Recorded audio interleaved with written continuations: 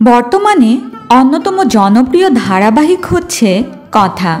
সাহেব ভট্টাচার্য আর সুস্মিতা দের খুনসুটি যেন ধারাবাহিকটাকে আরও জনপ্রিয় করে তুলেছে।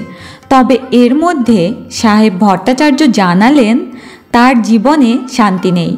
কিন্তু কেন এই উপলব্ধি সাহেবের? সাহেব জানান, ধারাবাহিকে বেশিরভাগ সময়ই দেখা যায় মা আর বউয়ের মধ্যে সবসময় হাড্ডাহাড্ডি লড়াই চলে। এই লড়াইয়ে ছেলে কার পক্ষ নেবে বুঝতে পারে না। কিন্তু কথা ধারাবাহিকে এর ব্যতিক্রম ঘটনা ঘটেছে। তার মা আর বউ দুজনেই একরকম। কিছুদিন পরপরই এক একটা ঝামেলায় ফেলে দিচ্ছে এভিকে। মজার ছলে সাহেব জানান, কিছুদিন এভি শান্তিতে ছিল, কিন্তু আবার মেন্ডি চলে এলো অন্ধ হয়ে। আবার কোন ঝামেলা পাকাবে কে জানে। অন্যদিকে রোমান্স করতে গিয়েও নাকি নাক কেটে গেল সাহেবের। সাহেব বলেন, ফাইটিং সিন করতে গিয়ে কিছু হয় না, অথচ রোমান্টিক সিন করতে গিয়েই এই অবস্থা। ফাইটিং সিনের চেয়েও ভয়ঙ্কর হিসেবে আখ্যা দিলেন রোমান্টিক সিনকে।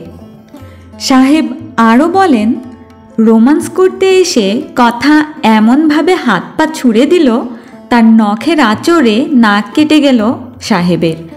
অভিমানের সুরে সাহেব বলেন, যারা গল্পটা লিখেছে তারা হয়তো খুব একটা আমাকে পছন্দ করে না।